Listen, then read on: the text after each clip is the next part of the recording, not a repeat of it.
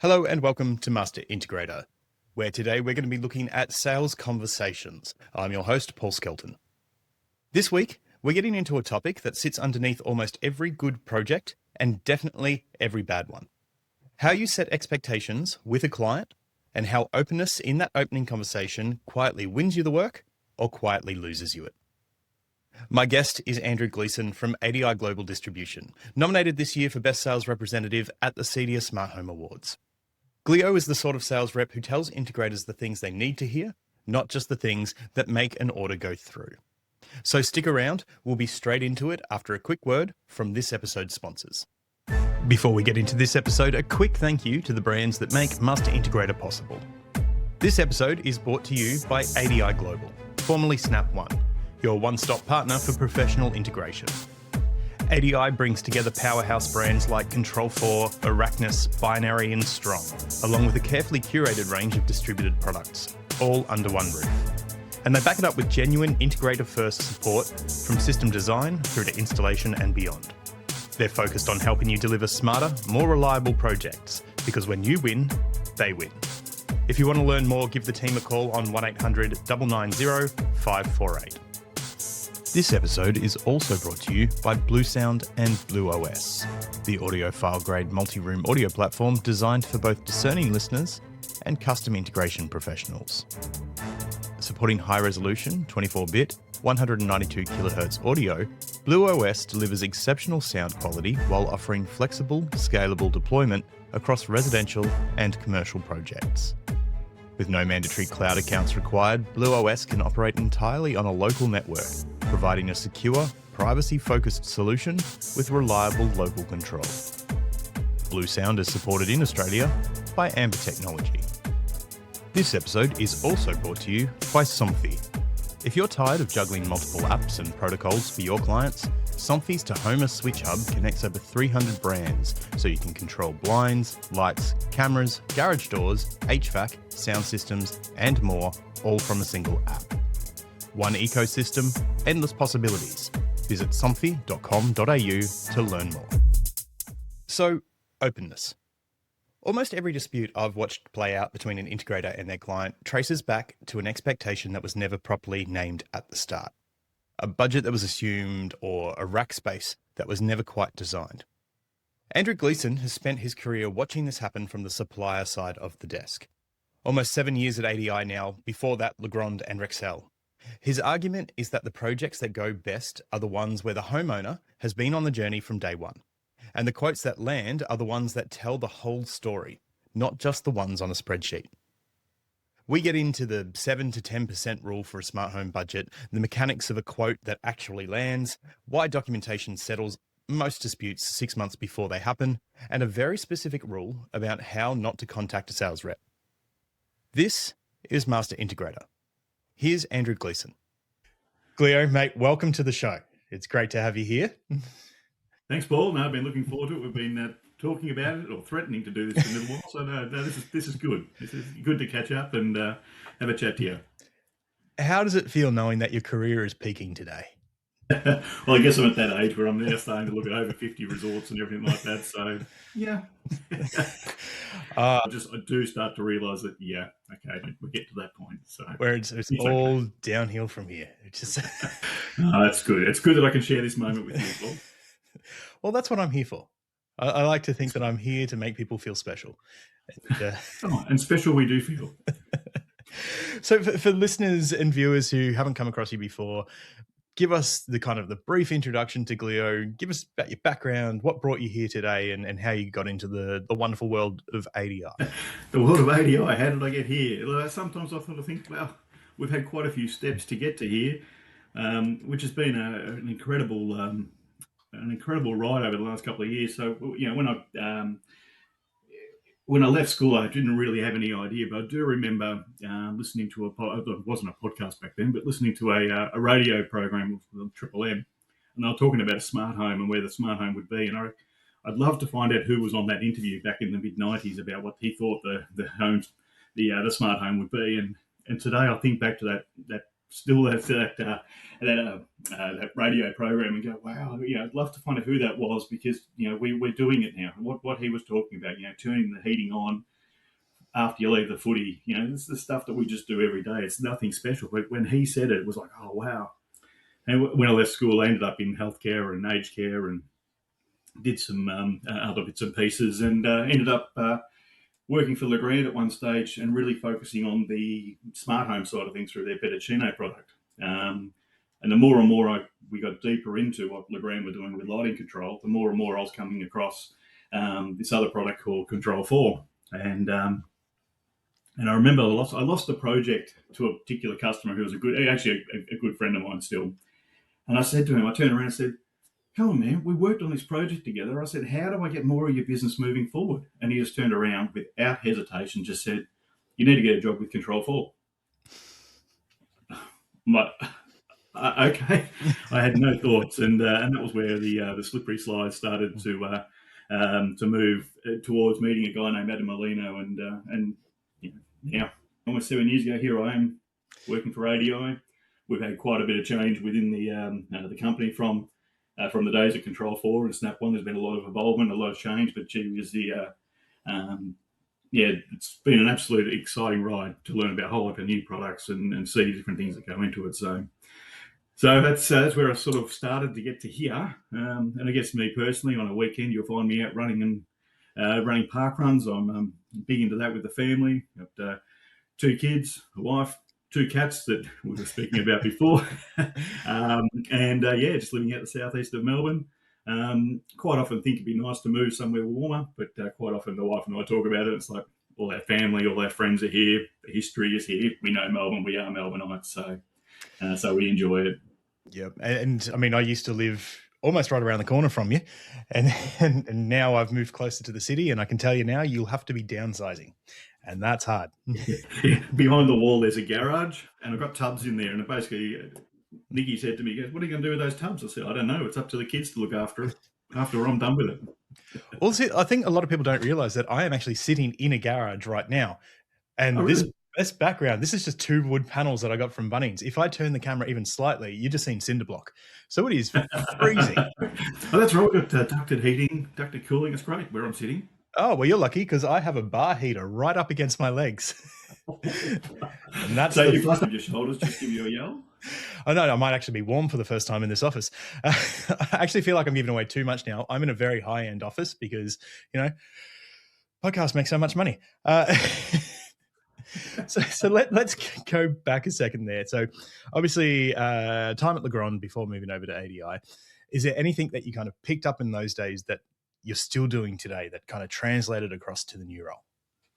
I think a lot of it came down to actually speaking to, quite often you'll see me in my sort of role, my customer is the guy who comes to our portal and buys the speaker or buys the amplifier. But when I was at Legrand, I started to really understand that the end user was really, yes, they're 2 steps away from myself, but they were really the ones who needed to be taken on the journey. And I think the projects that went the best for myself was when I was involved with the integrator or the installer, but the homeowner was involved in that ride as well. When the homeowner was involved and understood and was able to ask questions, the projects went a lot better. And there are quite a few of those projects that the homeowner still reaches out, still asks questions, still asks this, asks that. The integrator who did the project may not be around anymore, but they're still probably not the best example, but they do still reach out from time to time. Get a message and they say, "Oh, what can I do now? How can I do this?" And I'm still involved in it. So really, the thing that I saw there was quite a lot of people go, "I don't want to speak to the homeowner," whereas it's like, well, hang on, we want to speak to the homeowner. It's not about being the brand or whoever I work for. It's about we're in this industry and we want to make sure that these projects are done properly with the idea of the future. Where else can we go with these projects? So I really sort of felt the need to be in touch with the end user. You really needed them to be on the journey from day one. You can't bring it in towards the end and then for them to go, "What have I just got? What's this?" You don't want those conversations. Yeah, very much so. Now, before we go too far into the meat of this episode, let's get that out there. You have been nominated again for the 2nd year running for the best sales representative at the CEDIA Smart Home Awards. Congratulations. Excellent, Paul. How did you feel when you got the news that you'd actually become a finalist again? And what are you doing right? What am I doing right? I don't know. Look, I think look, it was really, really nice to see the email come through from, see the name up on the awards form and everything. It was a nice little moment of excellent. All right, we've got here again. So it's nice to have that sort of I get kudos or get those positive vibes that come along with it, and and as we've joked about a few times, last year we missed out by let's just not say four, let's just go. I was pretty close at the end of last year. And look, to me, it was like, that's really cool. When you look at the names of the people I was up against last year, to get down to the final two and be that close was really, really positive. So, D, who did win, we've never actually physically met, apart from messages back and forth. I do sort of look forward to one day catching up and having a laugh with him about missing out, and we'll see what happens this year. And with a bit of luck, well, not a bit of luck. If the votes fall my way, that'll be great. If not, I'll just have to decide. Yeah, what am I going to do differently? What will I do differently? Maybe the bribes or something. Maybe I have to start looking at that sort of stuff. I don't know, Paul. How does that work in the votes? Am I allowed to put bribes out there? I can so easily be bought. That's all I will say. Yeah. Okay. And I'm quite affordable, I'd like to think. You got four. Well, you could have had four people. You should have told me that a couple of weeks ago. I think the voting has closed there, unfortunately, but yeah, it does cause some. It does create some banter around it, especially when you're speaking to customers and others in the industry. It does definitely create banter, which then in turn brings the name of CEDIA more into conversation. So I think that's yes, it's about the pat on the back to the rep of the year or to the project, but I think the other part of it's about getting that name CEDIA out there more, so people go, oh, what is that? Well, what's CEDIA? We need to get that name in the market so people are aware of it. And I'm good. Is that smooth? That's all good. I'm going to ask, because I've asked this to you before. Obviously, last year, as you said, you came second by 4 votes. This year, what is worse? Coming second by 1 or by 5? Because 5 would imply you've gone backwards, but 1, right there. I think you remember it when you asked me those questions. I didn't realise it was a rehearsal for this, but I don't think I really gave you an answer. I'm really not too sure how I'll feel, Paul. Tears regardless. What was your address again? It depends. What are you sending? Or who am I sending? Again, don't worry about it. Don't worry about it. Right. We'll have to go again next year. We'll have to try again next year. I'll just have to do something different. Maybe I'll ask Adam for a national role or something like that, and then, or maybe when I go to the ADI conferences or whatever, I'll start working the room a bit harder to those other states. That might be the way to go. Mate, I have seen you working the rooms, and shameless is the word that comes to mind. I don't know how much harder you can work that room. Well, I guess if I miss out by 1. All right. So let's get into kind of the crux of this episode. Sales reps in our industry, you kind of sit in this strange spot. So you're not an integrator, and you're not the client, but you kind of see everything that's happening in the industry. You know the projects that are out there. You know what's happening. You kind of have that front row seat. So we're going to move into things like client expectations and the art of selling, although I'm going to be careful. Let's call it the art of the deal. I feel like I want to coin that term. I don't think anyone else has claimed that. So what's, from your perspective, the most useful thing about being in that vantage point of being a sales rep in the industry? And I guess, how does that shape your approach to the industry? Yeah, good question. So it really... with the deal, or with the you're right. So the sales rep is on the fence. We're sitting here watching the builder, we're watching the architect, we're watching the integrator, the electrician. There's so many different parts of this business, and I was in a meeting last week with a builder, electrician, and an integrator with the homeowner, and the homeowner ended up being was an architect as well. So you had all that in there, and I was sitting at the wrong point of the table. I was sitting at the head of the table, and it was more, I just wasn't the first to sit down. So it sort of was interesting because where I was sitting, I could see the electrician and the integrator, and I could see the builder and the architect homeowner from where I was sitting. And it was really, really interesting because the architect and homeowner had a lot of experience, so they sort of knew what they were after. And we started talking about control and how they wanted to live in the home. They didn't really have an idea. They didn't really understand. It was one of the comments was, "Oh, so and so has got such a product in their home, so we'll have it anyway because that's what they had." And I was like, "Okay." And then but they didn't really understand what control was, what full integration was. So when we started talking about different parts of the projects, and we started talking about these different faculties, the customer, the homeowner who's building the home, we started talking about how all these products. Sorry, mate. I think I'm catching your cough. The end user started to say, well, we're having all these systems in there, but they didn't realise that we could bring all those systems together. And it doesn't matter, one of my things that pops up on my phone as a reminder of what we do. There's nothing that's impossible. When we're building these homes, there's nothing we can't do. If you've got the right integrator with the right budget, you can do whatever. And yes, it's a bit of a laugh when you talk about the budgets of some of these things, but really it comes down to what is the homeowner after. And this homeowner was really just after a home. They just wanted a basic home. They didn't understand why they wanted control in it. It was more that my neighbour's got it, my friend's got it, so we'll have it. But at the end of the call, when we started talking about, you go past some place and they've got external sensors out the front. And you're like, hang on, you've got external sensors out the front, plus you've got security cameras out the front. Wouldn't it be best to get rid of the sensors and do the smarts in the camera? And the homeowner's like, oh, can you do that? Oh, I was going to get one of those small golf ball sensor things. And I was like, no, we don't do that. We're away from that. Let's put the smarts into the cameras. Let's get your cameras to trigger, scenes and stuff like that from there. And they were just blown away. They just didn't know we could do that. So, these are the things where it's about the building the expectation. So we meet their expectations, but then explain what we're trying to do and why we're pushing the boundaries a bit more. There's definitely a mindset in the industry, especially let's call them the legacy operators, that when it comes to sales, you tell the client exactly what they want to hear. And I think you and I both know, and we've both seen that quite often it's the opposite that's actually true.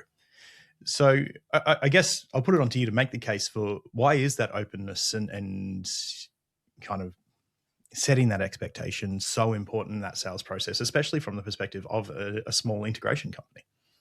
Excuse me. I think the big fear is that the customer's going to say no.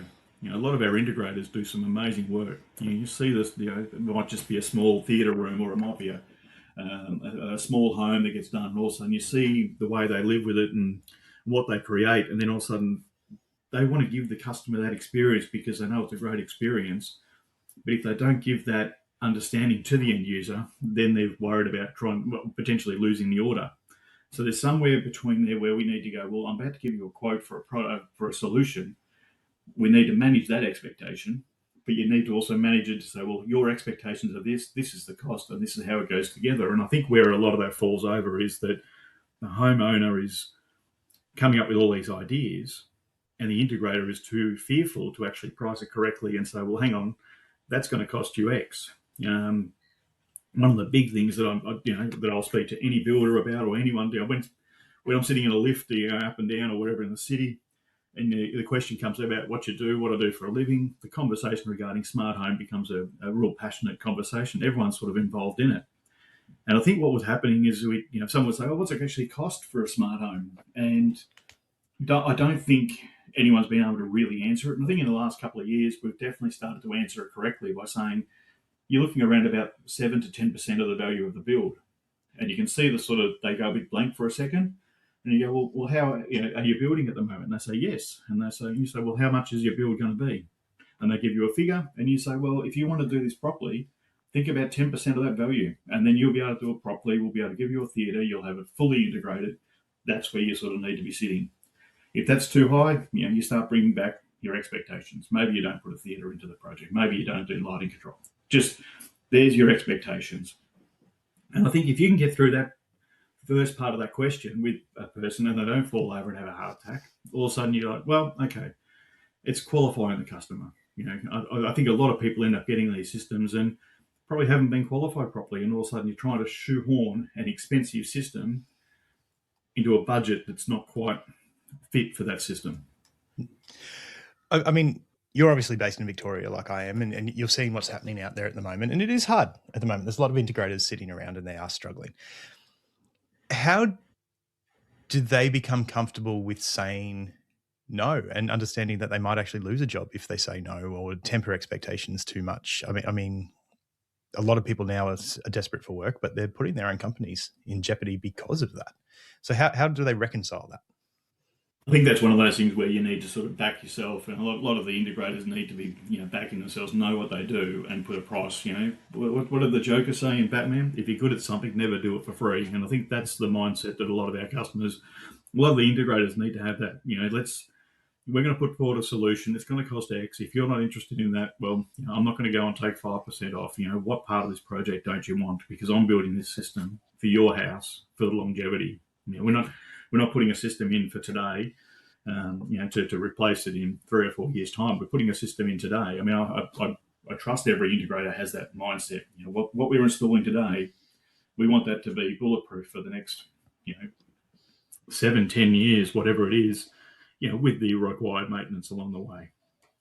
And if they're not having those discussions, and look, if they're just dropping the price to win the job, they're dropping themselves, what they're actually owed. I do get a lot of guys are sitting around, I was out in the market just this week, and there was a couple of businesses that have disappeared as well. So look, it is tough times at the moment, but I think there's also the importance of doing what you do well and proving the point, and not denigrating your service. From what you are seeing out there, is there one area that you're noticing that integrators are kind of going wrong early in the process? Is it, for example, is it around scope? Is it around setting timelines, or is it over promising? Like, where are they going wrong early on that's kind of derailing their projects before they even start? Yeah, I think one of the thing is the quoting side of things, the way they actually physically quote. I'm big on having a look at someone's quote for no other reason than to see how they present themselves. And it's like, hey, we need to be presenting. If you're an integrator, you need to be presenting well in the market. You need to be presenting that you are a professional company. That reflects on your quotes. Your quotes need to be professional. They need to show up really nicely. If you come across, sometimes I come across a quote where it's just an Excel spreadsheet with a list of products and a list of parts, and you're like, we need more story to this. The homeowner's looking at a great big bill at the bottom there. You're looking at a figure there, and they're looking at a spreadsheet, and you go, what am I getting? There needs to be that.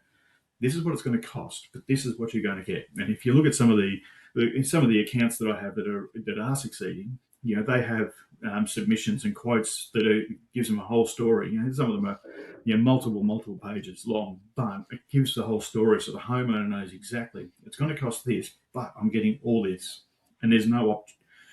It doesn't have the option of going through a spreadsheet and just crossing off, we don't want that. Our integrator has built up that quote for a price, and it makes sense because it's documented correctly. And I think that's where a lot of integrators shoot themselves in the foot before they start, because the quote doesn't look professional. And then the homeowner's going, what's this spreadsheet? What's this going to do? Like, there's a heap of products, heap of codes. It doesn't make a sense. There's a big number at the bottom.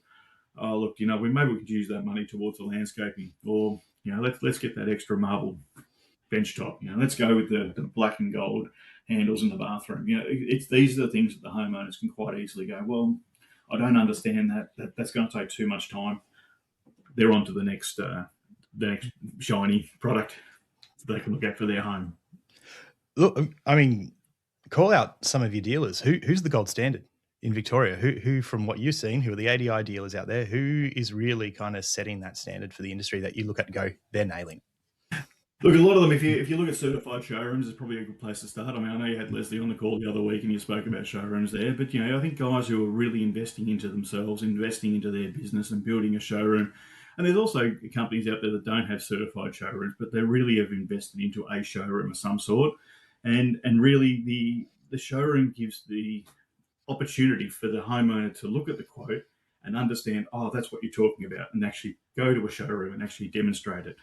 If someone doesn't have a showroom or if someone doesn't have a way to actually demonstrate it, I mean, there's one thing, you can pull your phone out and start pressing buttons and, oh, Mrs. Jones, I can do this. That's, to me, it sort of feels a bit gimmicky. But if you can say, oh, Mrs. Jones, here's your quote, it's going to be X amount. Can you meet you in the showroom and let's go through it piece by piece. And so if you look at the accounts that I have, which are certified showrooms, that's probably a good place to start, where those are the guys who are invested. They have to make it work. When you look at the documentation that comes out of those projects, it's incredible amount of detail. So they're the ones who they're fully invested in what they do. They're fully invested in a complete solution. So we're very much talking about an area that I know people are sick of hearing me talk about when we talk about documentation, design documentation, it's the sales process. It's a skill, and it's a skill that a lot of people don't have. So from your experience, I'm wondering, do you believe it's a skill that can be taught and learned?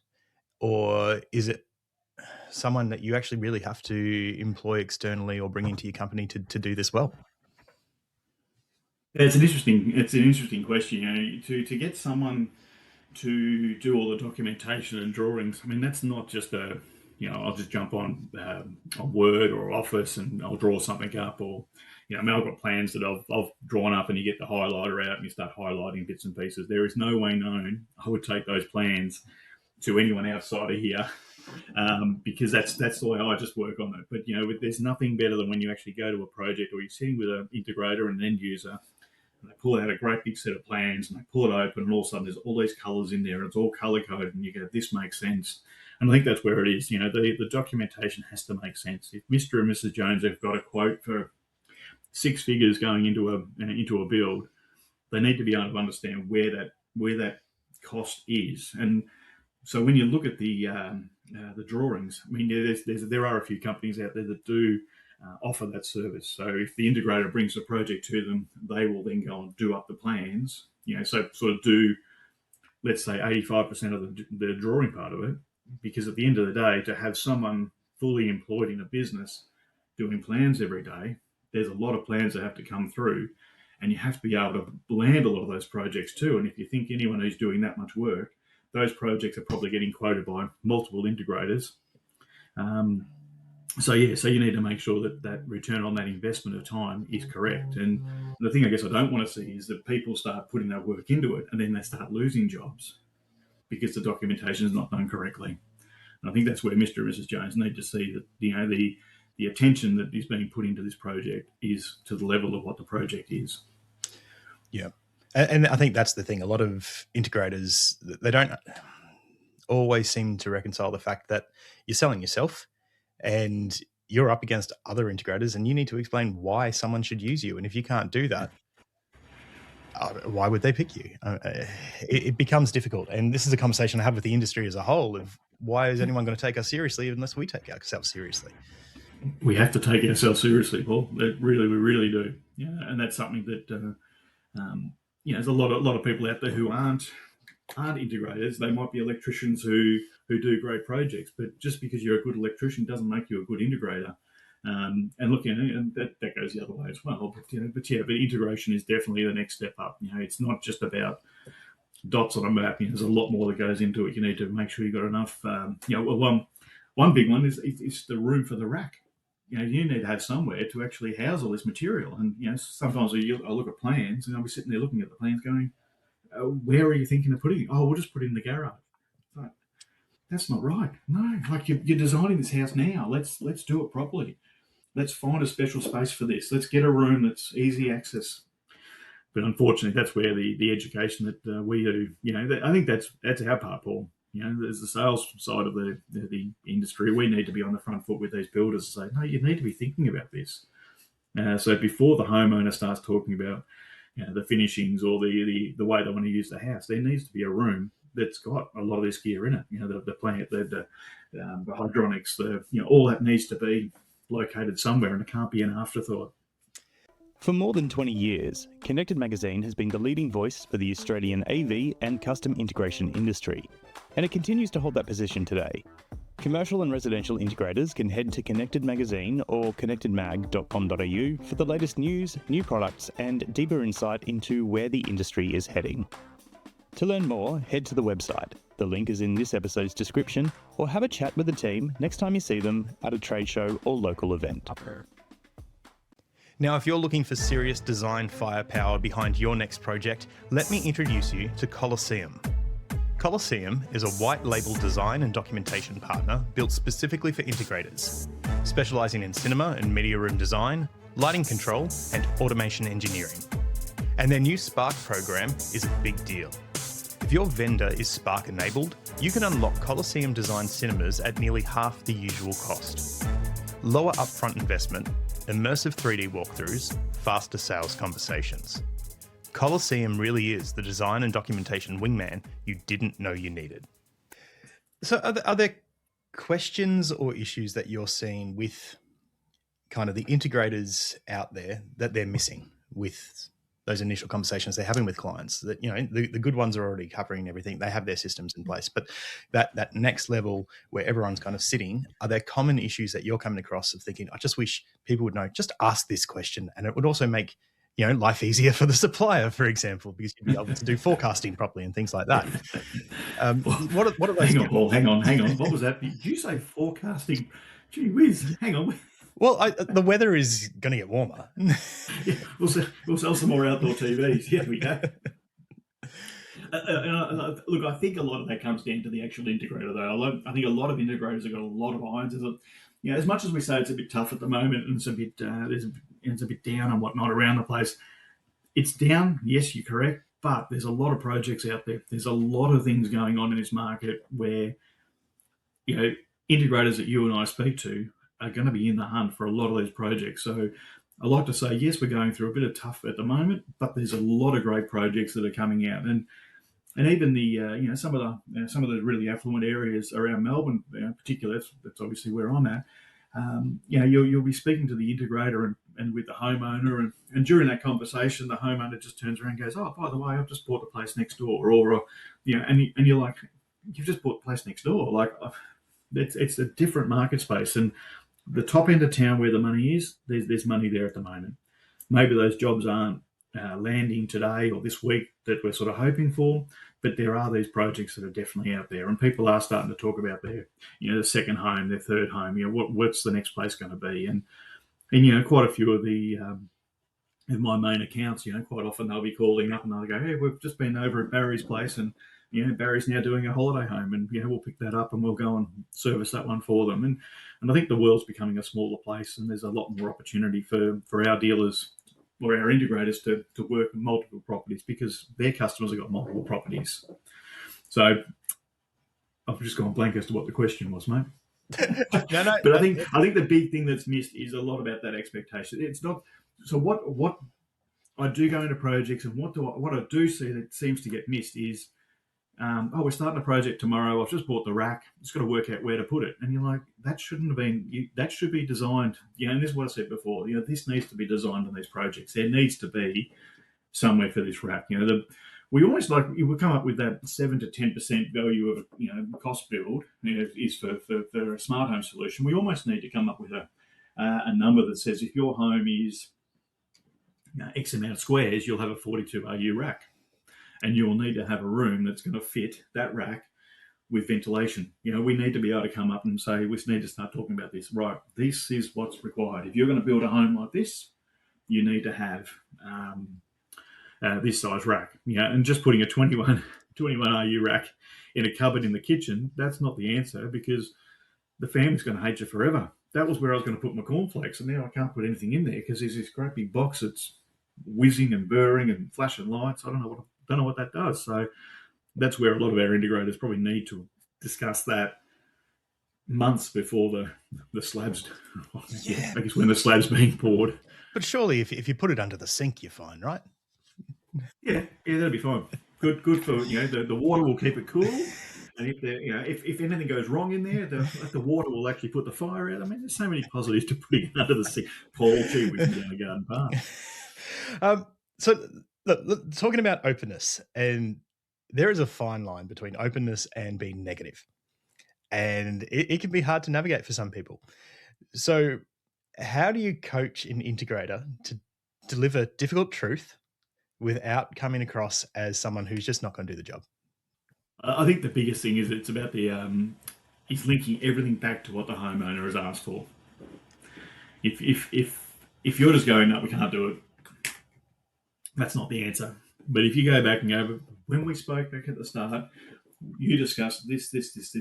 I think the biggest thing of this is not our industry. This is just sales in general. You need to get the information, and whatever decision is made during the process of that sales process, and be it the build process or the handover, needs to be linked back to that initial conversation to say, right, when we caught up 18 months ago, these were your hot buttons. These are the topics that you told me were important. This is correct, isn't it? And they say yes. And if you link every one of those decisions back to that, this is why we have to do it. You asked for this functionality. In the last 12 months, things have changed, and we're here to get that functionality. You need to go this way around it, or you need to offer this part of it. Or it could be something that says, well, you asked for this functionality, and we didn't have that possibility back 18 months ago. We can now do that. So what we require is this. Did you want to go ahead with it? As long as you're pinning everything back to their expectations, you can pretty much say whatever you want. If you're going about things that need to change on your behalf because of things that have changed on your expectations, that's not your end user's problem. The end user has given you a list of what they're after, and whatever needs to change, so long as you can link it back to their expectation, it shouldn't be a too hard a phone call, or it shouldn't be too hard a meeting. These are the problems we've come across. You asked for this. For us to make that happen, this is the way we need to do it. And so long as they're the ones making that decision to say, yes, those expectations that I gave you were a bit unrealistic, but we need to go this way, or we need to go that way, or we just take that part out. Okay, we understand. We won't be able to get that. Yep. And to follow on from that too, obviously any changes that a client agrees to, make sure you get in writing. Oh, well, doesn't it just happen on site when the builder says, oh, that wall needs to be there, and you just do it? Isn't that? Absolutely. But you've got to think about it from our integrator's point of view, because an integrator will have their team that has sold it, and it's usually the owner of the business or the business development manager or whatever, and they're in their office comfortable designing it. When their technicians and when their installers and when their programmers get to site, which could be 12 months down the track, they're all of a sudden in a pressure cooker where you've got other trades on top of them. You've got the builders coming in. The builders trying to make decisions for no other reason than they're just trying to get the job finished so they can get on to the next project. The owner of the business, of the integrator, needs to have the trust for his project manager on site to have the wisdom to say, hang on, Mr. Builder, stop for a second. Let me just have a look at my plans. Let's just go back a step.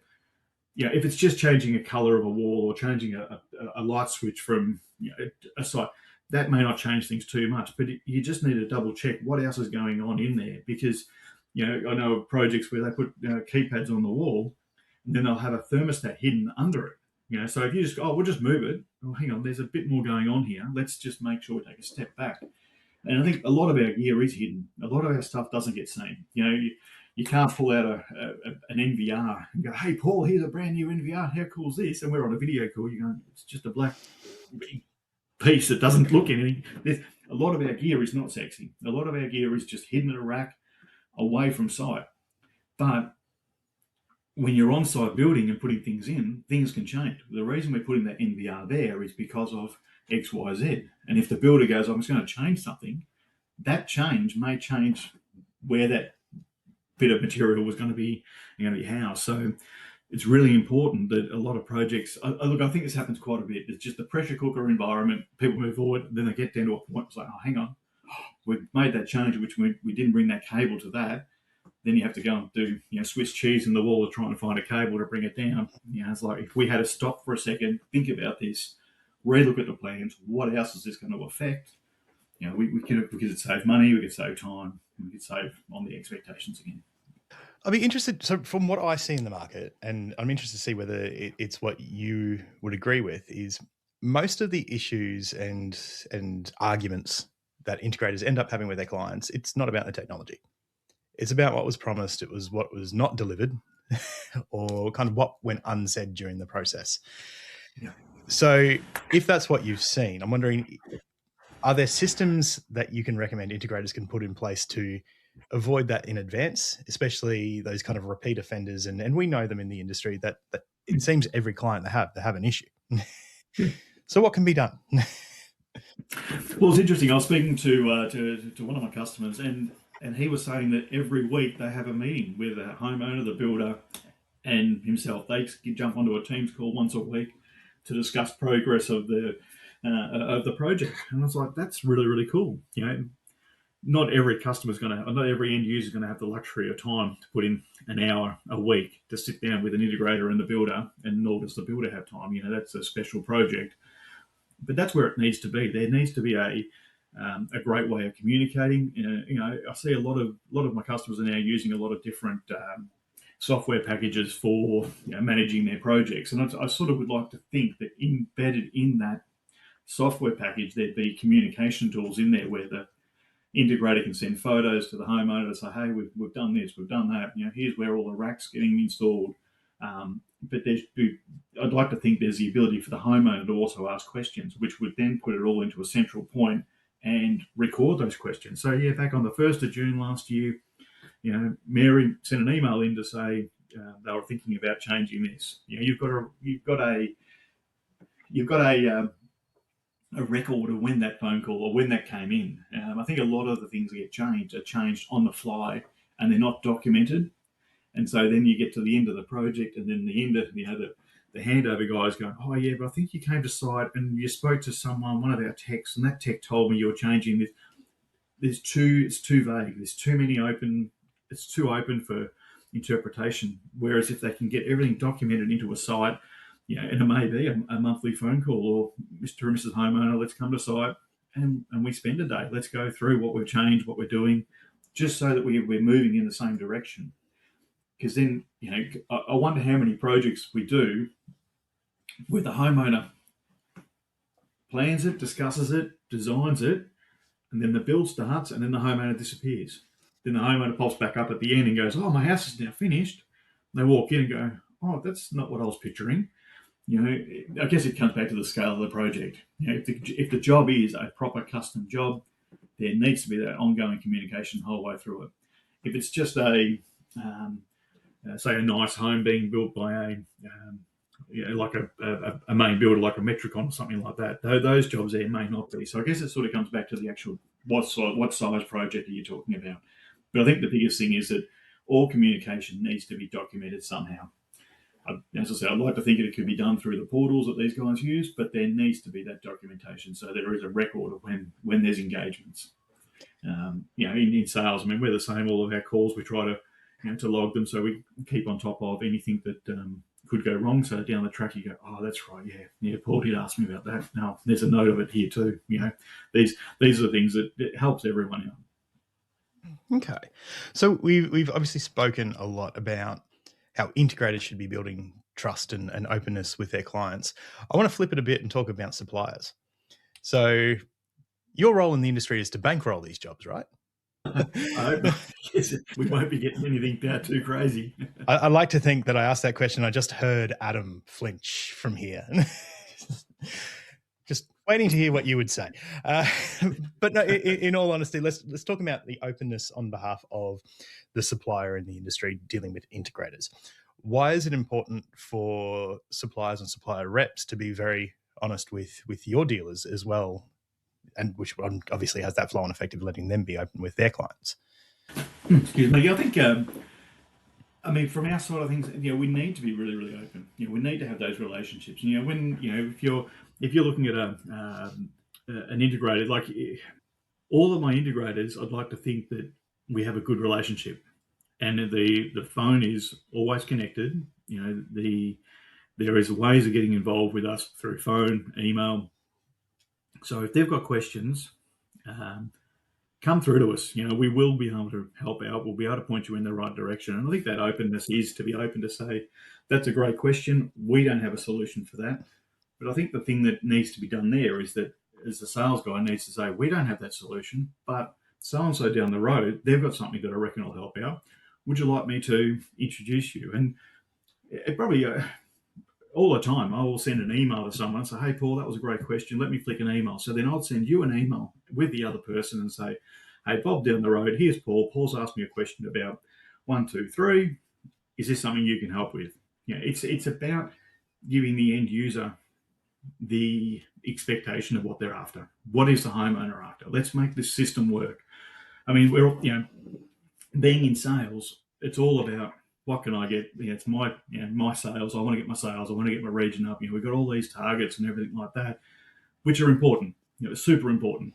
But really, it's about getting our integrators to give the customer the experience that they're after.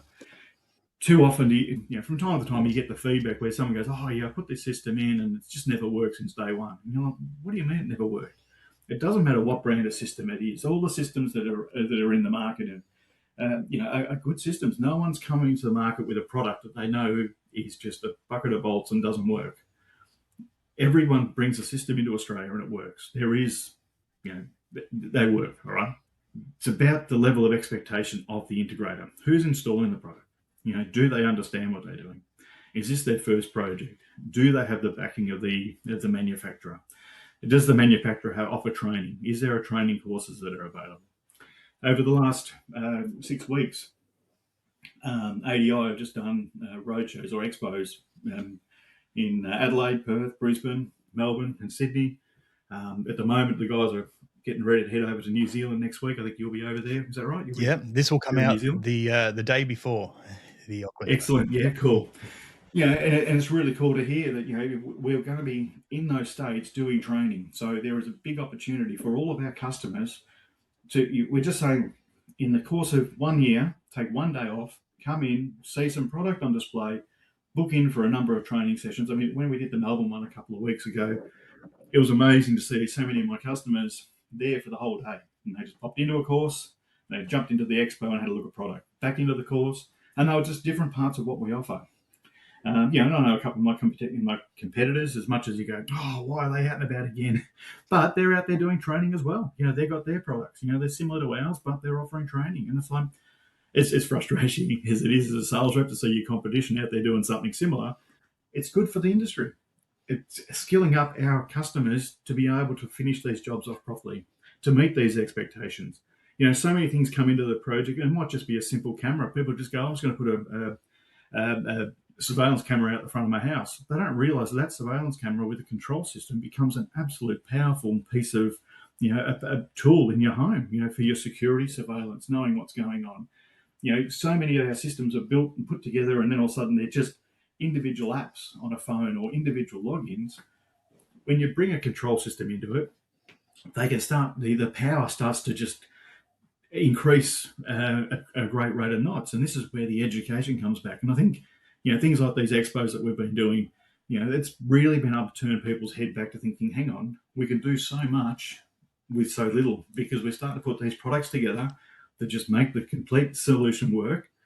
And then it comes back to the education. So from my side as a sales guy, it's all good to go out there and show new product. And I mean, we send lots of emails from our marketing team about new products, and it's not because we don't want to send so many emails, but there is so much great stuff going on in the industry with us and with others on the market as well. There's so many new products coming in. There's so much more technology coming in. You look at things like the service side of things, where people are actually putting their projects into software packages, and there's so many different software packages now out there that will help you quote the job, customize the job, follow the job through to the end. There's so much stuff that's changing, and I think if there's any integrators out there at the moment who aren't taking some time out for themselves to actually, let's have a coffee with the local sales rep. Let's go and catch up with the supply people and see what's out there. Let's do some education. We're not talking about doing education once a week. We're not talking about taking months off to go and do schooling. We're talking about just spend half a day, come along to an expo or come along to a training session. ADI is just building a new training centre up in Sydney at the moment. I mean, the place is going to be unreal. We've had the training centre in Narre Warren for ages. That place there was what a tool we had there. And now we're just relaunching it and rebuilding it up in Sydney now. And the thoughts and the plans and the discussions that's going into that is next level. But I do know that my competitions are doing the same thing. We are giving back to the community or giving back to the industry to say, it's important that you keep your education up. Let's come in and go and have some training, learn about this stuff, see what you can do. What can you do to make your business better? Absolutely. And education is something that I'm not going to get started on, because otherwise we're going to be doing twice the length of this episode. And I'm just going to be told again, I'm angry, which I'm not. I'm just disappointed. But it's something that comes up a lot. And you're right. Education is so incredibly important. And the work that we're doing with getting the apprenticeship up and running, it's something that has been needed for so long. And yet I have this absolute fear in the back of my head that we're going to get this up and running and everyone's going to go, that's fantastic, and do nothing with it. And Paul, that keeps me up at night. I hear what you're saying. I just don't know how we can do this any better. I mean, we've spoken about the census and stuff like that. Well, we haven't spoken today about it, but we've spoken a few times about the census and making sure that, when we all put our name down as our occupation needs to be, here we go. Close. Oh, was I? Smart home technology integrator. For the podcast now? Yes. Yeah, smart home technology integrator, and that's so important, and it's deliberate. And as I tell people, because I see the stink face they give me when I tell them that, because it is so long, it's picked for a reason, because it's so different from everything out there, and it means that I can work with the ABS to say, this is us. You don't have to call yourself that with your own client. I don't care what you call yourself to your own client. It's purely for the occupation code. So we can actually say, here we are. We exist in as far as the government's concerned, because there's a real risk we're going to have a government recognized apprenticeship in an industry that's not government recognized. And that scares me. Do you know what the numbers are? Like, how many do we need to get on the census? Do you know what that number is? There is a threshold, I've been told, but yeah, I will basically find out probably around December if we've made this number. Yeah. All right. So, you can book me down for one. All right. I'll even have a chat to Nikki. She may. I'm putting myself. I don't pull cable, and yet, as far as the consensus is concerned, I'm going to be a smart home technology integrator. So come December, anyone can employ you. Absolutely right. Excellent. And I was going to say I'm affordable. I'm not affordable. Hang on, at the start of the call, you said you were. Oh, that's for bribes. Okay. Yeah, I'm affordable for bribes. So obviously we're talking about the relationship between supplier and integrator. So I'm interested, from what you see, where does it go wrong, and what are those really stupid things that make them go wrong, that you look at and take a step back and go, there's no reason it should have soured. If if the supplier did this or the integrator did that, it would still be in happy days. There's no reason why it should have gone off the rails. Great question. Really good question. I think the thing is that, and this is going to come across probably wrong, but a lot of people think that as a supplier, we're there to make things hard. And we're not. We're here to make things better. And I think one thing that does happen quite a bit is assumptions. Someone looks at a product and goes, I'm going to do this.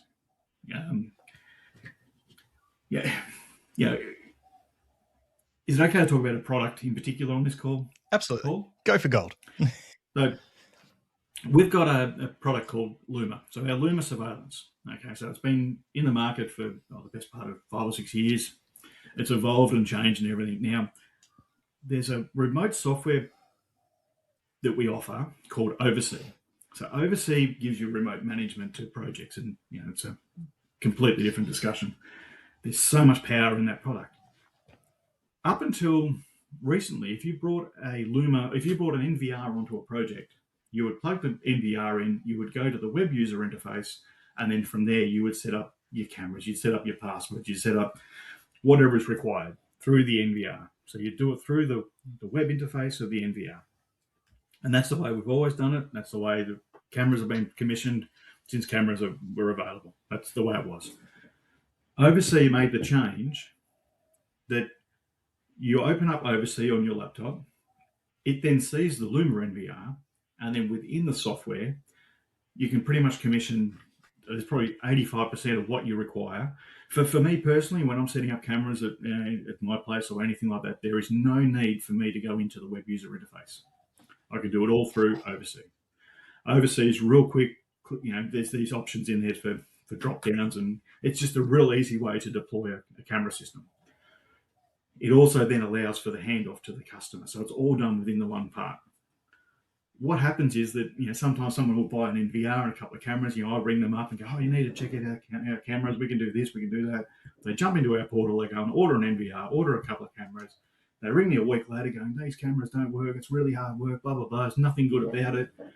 And when I ask the question about what happened when you logged into Oversee, they go, "Oh no, I didn't. I just went through the web user interface." And it's like that disconnect is like from what they're used to doing to new ways of doing things. They just haven't had that communicated properly, and maybe that's fallen down on my behalf. But the thing that I guess I'm getting at is that guys have been doing these systems. They've been doing amazing systems for the last 15, 20 years. These guys have been doing integrated homes, and they do it really well. But then they start seeing new products, and they try to go with the idea of the expectations of what they used to do 15 years ago. That's the way we've always done it. And things like with these cameras, so if you go to a project and you start going through the process of going through the web user interface, it's not going to be a great experience. Whereas if you do go through Oversee, the experience is completely different. And these are the things where guys need to start asking questions. We'll get to the end of we don't even know about the project, and all of a sudden something goes pear-shaped, and all of a sudden us as a supplier, we're scurrying to try and catch up, to try and work out, hang on, where did this fall over? And it's because, the education hasn't been there, or the question has not been asked, and then unfortunately it sort of puts a big hurdle in between a relationship, and it really, and to me personally, that hurts. It's really, really disappointing. I don't know how we get over that, but that comes back to what I said before. This is where I want all my integrators, all my customers to be close with me. Flick me an email. If I get an email, it's usually responded to within 24 hours. If you send me an email over the weekend and it's something serious, I'll jump onto it. I'll get someone in the team to help out. It'll be ready for Monday morning to go, right, we need to jump on this first thing Monday morning. We're here, we want to be part of your team. And I think every supplier and every sales rep, I don't come across many people who go, "I'm happy to sell it today and don't care tomorrow." It's about selling today and then making sure it works tomorrow so that you can come back in 2 days' time and buy another one. It's about the whole relationship there. And I think that's where the education and side of things. We just need to get better at how we communicate those things and the points of difference. And that's where we hope that our integrators are closer to us so that we can have those relationships, so we can talk about the new products coming through. So from your perspective then, do you find that your dealers are surprised to learn that suppliers, especially someone the size of ADI, actually listen to the feedback of the integrators and then will adapt products based on that? And then I guess, how important is that for them to understand, and how do you communicate to them that you are listening? Yeah. I think that comes back to the individual, the individual salesperson. So there'll be some salespeople who are good at communicating this and communicating changes, but I think it's important from a sales point of view to actually have ways of recording things. So if something does get mentioned, I had a good meeting yesterday with a guy, and I took a page and a half of notes about things that, some things that he thought we could have done a little bit better. So I took all these notes down, and he saw me taking all these notes down, and I've already sort of started addressing them. So I'll have to get back in touch and say that I haven't got answers, but we're moving towards you. I've taken those comments, and we'll do some more investigating into it. But I think when it depends on the sales guy and depends on the company it is, but however what software they use in the background to record like your CRMs. It's really nice when you do pop up to someone, like, it might be 6 months later, and you go, "Oh yeah, that's right, Paul, remember we spoke last time and you were having that problem with XYZ. Mate, I did bounce it off to the guy over in internally in tech support, and it's still being worked on. They don't have an answer for it, but quite often they've forgotten. My customer has already forgotten. They've moved on, but all of a sudden you bring it back and they go, "Oh yeah, that's right, yeah."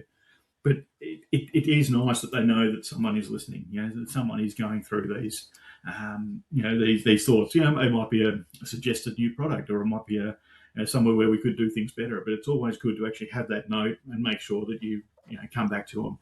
And I mean, I don't want to blow away all the smoke and mirrors about how sales works, but we've got things like calendars, and we've got things like to-do lists, and you put it down, you put Paul, CEDIA, oh yeah, oh Paul, how's everything going? And you think, oh, he's amazing. It's just he's got a good system to. Just tried to pretend that I was forgettable, and crazy. I don't believe a word you're saying. Who are you? Where am I? Well, we mentioned before you are reaching that age where it might be something different. No, look, I just think the big thing is that it's really the super important thing is making sure you manage the expectation. What's the end user after, and even for myself and you, Paul, for you and I, for our customers, what are they actually after? What's their expectation? What can we do better? And I think a lot of it stems back to documenting or recording down things so that you've got ways of getting back to people. And like that project where you meet the end user today, the home's not finished for 18 months. So long as everything in that time gets pinned back to that initial conversation, that's the important thing. So that the end user knows that they're being heard, everything is being back to what they were after, and it's up to them to say, oh, actually, no, that's not important anymore. We don't need that. We're not making that decision. The end user, this is your expectation. This is what you told me. This is what we're building to. If you want me to change that, we can change it. And I think that's that's how you manage that expectation. So what's the one thing you want integrators to really take away from this conversation? In seriousness, to answer that question, what I want integrators to take away is that we don't know everything. They don't know everything. We're in a team together, and let's work together. If you come up with these curly questions, bounce them over to us. Let's work out ways we can make them work.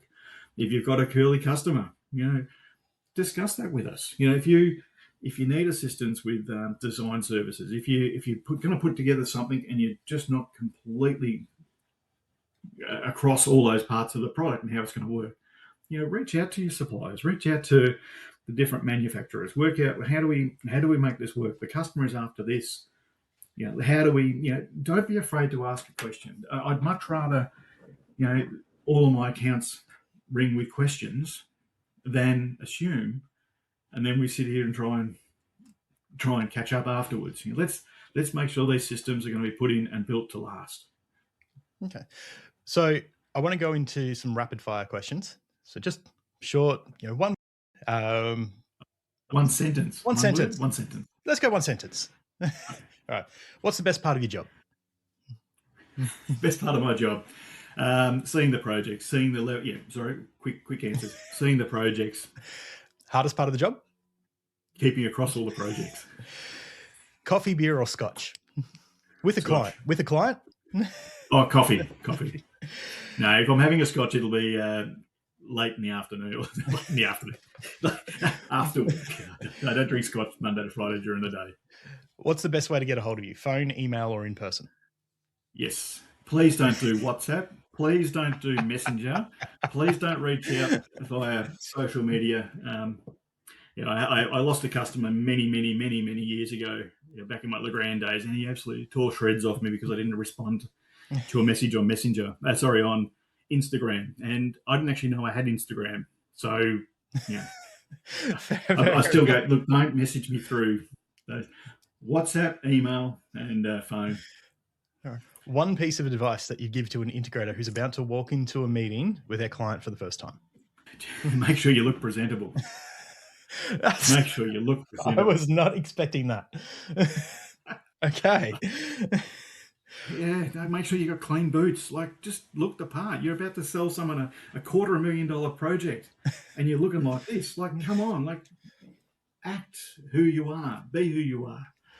And just on that, when you finish the project, they've just spent $250,000. Where's the $250,000 button? Where is the button on their touchscreen that they just? Sorry, I'm getting worked up, Paul. No. The Mr. and Mrs. Jones move into this home 2 Saturdays after they've moved in. They've got all their mates round. Mr. Homeowner sitting there into his third glass of red. He's sitting there. Look at me. How good's this? Look at this $1 million on this house. And his mates are there. His mates are going, oh, yeah, so what do you got? And he goes, oh, yeah, Paul and the integration team, they gave me this. What is this? Where's that $250,000 button that just goes bang? Things happen. with our Lux buttons, we do free engraving on our Lux buttons. I'm looking forward to the day when a Control 4 dealer comes to me and goes, Andrew, I've got to put Lux through here, and I've got a Booyah button on the keypad. They have one button in the whole house that says Booyah. What's that Booyah button? What's the $250,000 button that goes, Paul came into my house, programmed it, and did this? What is this? That's the exciting part of this job. That's what I love. That's what I want to get to. So my answer would have been slightly different. If I was paying 250 grand, I would expect you to have a vacuum and clean up after yourself. Just say. That's just a given, Paul. Our integrators they're not just knuckle dragging trades. Our integrators are all professionals. And they're represented by the census. Do you like how we get back to that? Absolutely. Let's play a little bit of word association then. All right. Budget realism. One word. What's that? That's two words, but okay. Timeline. Flexible. Forecasting.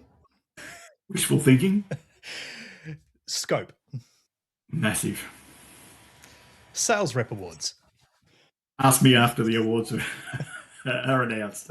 I think it's good. I think it's good for the whole industry, for projects, for integrators, for sales reps, for suppliers. We all, it's not about the pat on the back. It's about getting the recognition. So, the awards in the industry, full stop, need to be done. Awesome. Gleeo, thank you so much for joining me here. This has been super fun. It has been. I've enjoyed it, Paul. It took me a little bit to get warmed up at the start, but no, it's cool. That was Andrew Gleeson from ADI Global Distribution. And a massive thank you to him for joining me on today's show. A few things from that conversation will sit with me for a while. The idea that a smart home should land at 7 to 10% of the value of the build, and that if the number scares off the prospect, the qualification has already done its job. The notion, borrowed from the Joker, that if you're good at something, you should never do it for free. And the very specific image of Mr. Homeowner 3 glasses into his housewarming, looking for the one obvious button on the touchscreen that justifies the whole project. If nothing else, make sure you build that button. If you're an integrator and you haven't had a proper coffee with your rep this year, that's on you. Andrew and his team, like many other suppliers, run training, roadshows and expos right across Australia and New Zealand. So be sure to partake.